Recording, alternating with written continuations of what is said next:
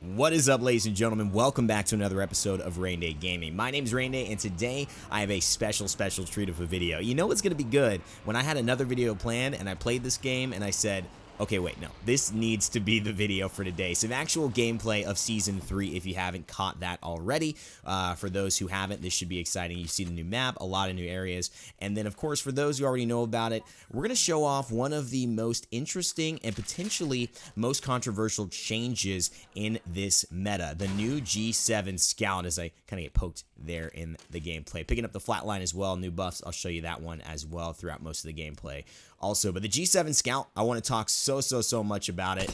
Don't worry, we're going to get there. It is an absolute beast and might possibly be the best weapon in the game right now. I'm not kidding. I'm not kidding. I know it's a strong statement. There's a lot of other great weapons. Don't get me wrong. But the double tap hop up and this thing is something different. It just hits different. I'm not kidding, guys. You're going to see the action here as well. All you joining me, thank you so much for watching and hanging out in the channel. We're going to have some fun today. Trust me, this is going to be a good video for you all.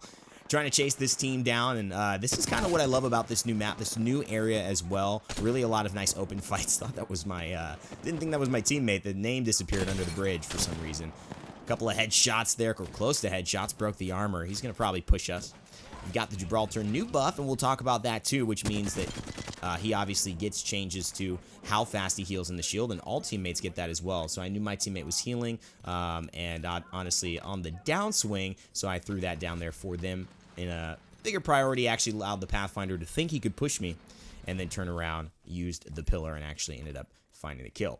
So the big thing about this video today is not only am I going to show you a lot of the changes that are hard to kind of know how much they are for Gibraltar, right? Like the distance of the ult, the distance of the shield throw, you're going to see all of that, and honestly, you are going to be quite surprised. It's not just a feels good, it's a huge gameplay change with his ability to do this now, to be able to shield his teammates from much farther away and to throw his ult so that, I mean, guys, there's some combos in here. Crypto, Gibraltar, EMP into it. You'll see. It's crazy. It's some crazy stuff.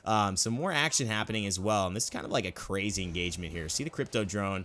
And the first thing to try to do if you can, luckily you get a nice shot there, is hit the drone out of the air. That's going to put it on a 40-second cooldown. Try to get some high ground, but slipped a little bit. Want to keep shooting with my shield, but there's somebody there. The new flatline, still the same damage. Oh my goodness. Look at that damage per bullet. Going to throw my shield down and get the heal, so I heal faster because my shield is up, and that is important because now I get to go away, get to the other side for the crypto. I know he's going to peek. I have my shield up as well, break his armor, and go back into the flat line. A big headshot for 38, and that gets the down. So pretty simple. Then the Pathfinder pushes me as well. We go into the shield. We get a little bit of damage. Missed the first shot, missed the second, but the karate chop kick from crypto, it turns into a little martial arts game over there, ends up getting the dub. So we come out on top there, the win in that team fight. And this has been a crazy drop. So obviously the longbow flatline, if you haven't noticed, these long lines of sight in this map are huge. And there's that double tap trigger, which will come into play with this G7 Scout in a couple of minutes. The big key about the G7 Scout, though, if you guys are trying to get caught up, if you need to know, if you need to be early onto these ideas and tips, is that it used to be a very good weapon, but unfortunately never got the light of day because there were always better weapons, and it was just not enough damage per bullet to make it feel impactful in comparison to the other snipers. It was great early. People with no shields getting hit for an early game scout damage was rough, but later on in the game when you got to purple shields, hitting them 4, 5, 6 times with the scout became a lot harder. The bullet projectile speed was tough. But now what they've done is they've changed the damage of the weapon from 30 to 34 per bullet. That's a huge increase in damage, and it's noticeable. But that's not really what makes this weapon so dang good. It is the hop up, the double trigger, which you guys are going to see in a second. Now there's a team fighting over there, and here's one of the crazy things you could do with Gibraltar and crypto. So you see that? EMP. I see the drone flying over there. I know that. I'm sliding in. He's got the EMP charging. Guess what? Look at this ult distance. Look how far that was. Holy moly. That thing is hitting, and it's hitting into the canyon. I could have thrown it even farther and hit them. That is a huge impact for Gibraltar to be able to do it, and it's literally 2 kills right there on the Captain Wheezy TV and Bull Clan. We just get the instant kill from the EMP into the Gibraltar combo, which is perfect because it slows them, keeps them there until the Gibraltar ultimate hits, and then slows them again. I have so many meds. not enough backpack space, not enough ammo at all. Still just like, holy crap, can we stop fighting for a second? But here is where things get much more interesting. And really what I want to focus on for the rest of the video. The G7 Scout. I'm going to switch it out here for the longbow. Switch the longbow out for that. Take some more light ammo. We're pretty good in the zone right now. And I was watching some people play, especially if you're new to Apex Legends, you haven't played. The first zone is not bad. You can actually do what I'm doing here, loot up. As long as you have some meds, I have plenty, you should be fine. But once it gets to zone 2 or 3 or 4, you do want to start moving along. I saw some bigger streamers, people like Loser Fruit, things like that, streaming yesterday. Didn't quite understand the power of the late game zone because the early game zone is so not hard and not rough.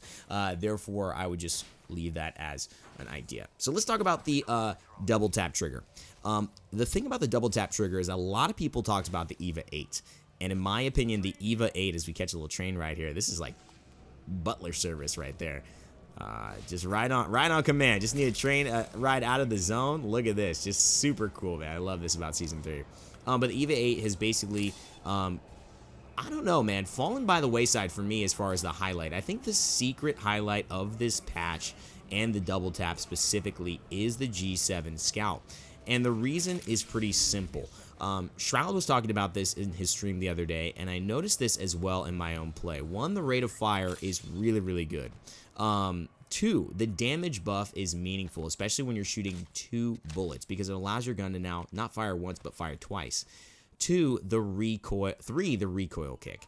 Now, the recoil kick is actually beneficial to this gun. The reason being is because if you're at a headshot level, you're essentially going to recoil kick above their head. So essentially the gun will shoot and the second shot will go a little above them, so you won't necessarily hit their head unless you just control it. But one of the great things about this is if you hit body shots, you're actually going to be able to hit their headshot on the second bullet because it will kick up naturally. So it means that if you're shooting pretty much in the center of their frame, you're going to get really strong damage. Now, I thought, how is this going to play from longer ranges? How is this going to, interact with, I think, the game and the way that this map is so open. And I think you're going to see for yourself, but I think it's pretty dang lethal. Honestly, this is probably the most lethal gun I've seen in Season 3, aside from maybe the charge rifle. Charge rifle's pretty good. I don't know about lethal, but I do think it's very, very strong. It's just got such a predictable boom, wind up, and the scout can just pop, pop, pop, pop, pop, and you're dead.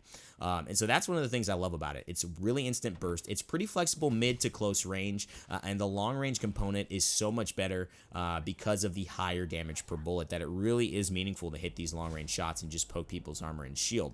What you're looking at is somewhere near 69 to 72 damage per shot long range if you're hitting with the double tap, which is pretty ridiculous. You guys will see in a second here. Nice damage here from the flat line as well as we kind of get this long line of sight. And because I have this ult, I'm just going to throw it to shut off any kind of aggressiveness that they want to play, knowing that they might have broke our shields. Big crypto destruction there of the ult. We got the double tap as well.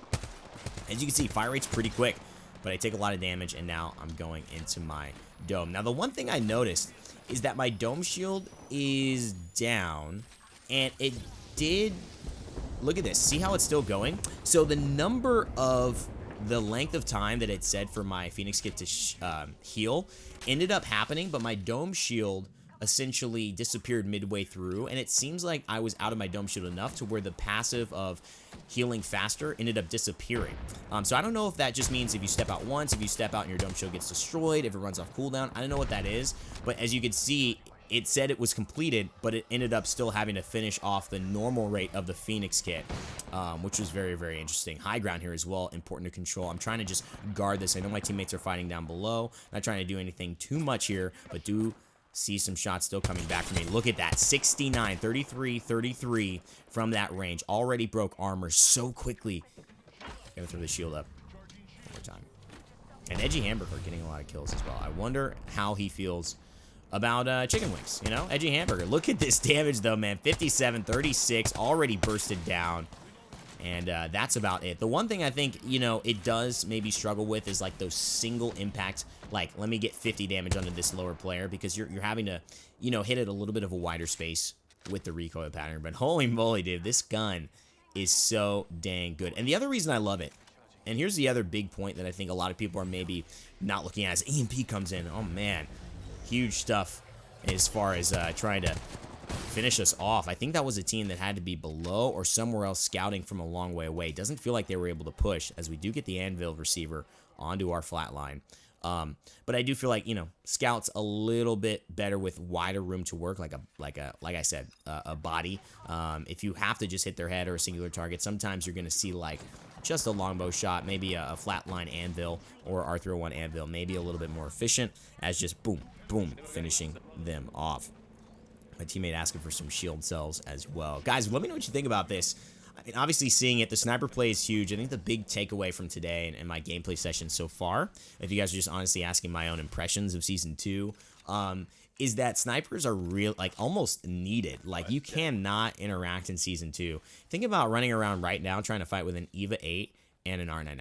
Think about that. Like look at the fights that I'm taking. Like there's no way an EVA 8 and an R99 could even matter at that time. You know, I wouldn't be able to do any damage to any of the people I've been fighting. So I feel like it's really necessary. And that's why I've been paying attention to the triple take longbow G7.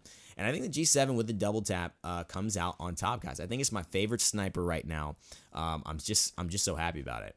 And by the way, all of you who are just tuning in, whether you're new, whether you commented down below, I tried to get to most of the comments that I could yesterday. It was a busy day for sure, but I do want to say thank you and welcome to the community. Welcome to the rainstorm, guys. You're helping this storm continue to grow and you know, push through you know, the world and the way that it is. So super happy about that. Again, let me know if you're new. Love seeing you guys here in the channel. Nice little flyer drop. I've yet to see a vault opened, and I have yet to open a vault, and I've gotten a few legendaries now. It must be so rare or just not in the game. Like it literally just has to be the rarest thing ever or just not in the game. I mean, honestly, this is like a really fun, it's like world first to open the vault is what I feel like happening. I'm sure you guys are gonna say, no, this guy has a video, and so maybe he does. So let me know if he does, by the way, or if someone does. Maybe she does. I don't know. Maybe they do. I have no freaking idea. Good shots, though, from the G7 Scout. And I like the skin, too, man. I think this is a Battle Pass skin. I don't know where I got this, but I definitely like it. Big shots there. 66 that quickly. And when you look at it like that, if you're able to hit both shots, it's kind of like, okay, I could have longbowed them right there for 58, or I hit 66, and I can get right back into firing just as fast. Look at that, 54, 54, 34. I mean, I just did 140 damage to that guy so quickly. 72, 69 already dropped. This scout, oh my goodness gracious. We're going to get a little closer here as well. We've got the ultimate. You know what that means. It's time to throw that bad boy. Get the kill on the finishing blow. 7 to my name thus far. Trying to find a little bit of damage.